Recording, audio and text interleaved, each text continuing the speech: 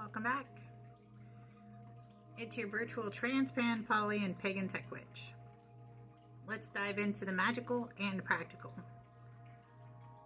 Today's topic is eco-friendly practices in modern magic. Magic and sustainability go hand in hand, and I'll share how you can align your practices with eco-conscious values. First, we start off with ethical sourcing. So when you look for your tools, look for ethically sourced herbs and crystals, and try foraging locally and see if you can find them yourself, because things tend to jump out at you, and those are the things that tend to be the most powerful in your practices.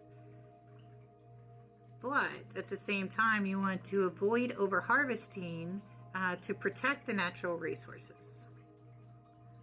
Does anybody have suggestions on where you get your supplies?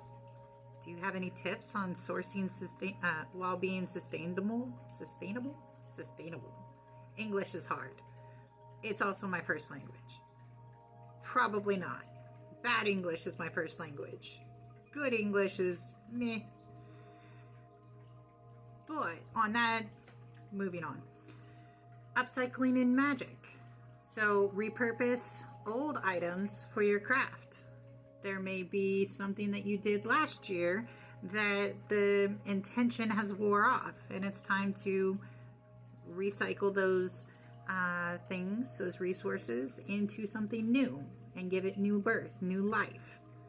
An example is turning glass jars into spell jars, or old clothes into altar cloths.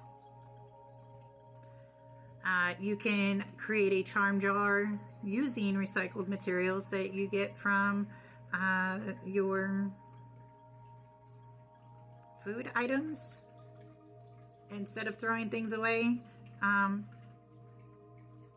move their intention and their purpose elsewhere.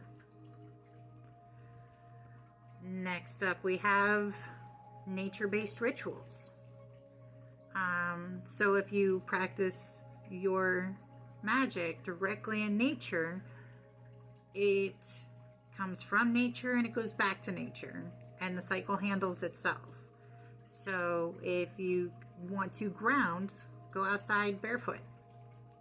If you want a mandala, go grab some rocks, some leaves, some sand, some dirt, some grass, some flowers, and whenever that has dissipated, it will go back to the earth and be reborn into something new. Do you have a favorite outdoor ritual or a spot that you like to practice in? Let us know.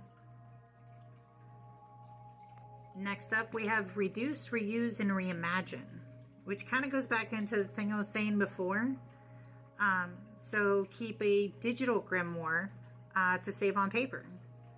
Now, if you have something that you've used digitally over and over and over again, and you haven't made any adjustments to it in, 6 months, a year, then you can take it and turn it into a memento and put it on paper and put it in a book and put it on your shelf, because we all like books a lot.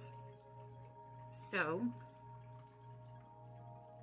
to prevent reprinting off your rituals and replacing them in your books, figure out exactly what works for you and then document it in the physical world.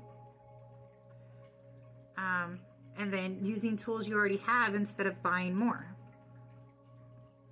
If you're in a community and you no longer have a tool, or you no longer use a tool consistently, maybe somebody else could use that tool if the intention is right for you and them.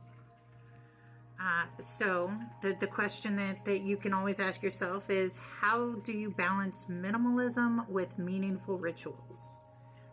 I'd love to hear your thoughts on that, on making sure that we are staying in tune with our practices and we practice what we preach.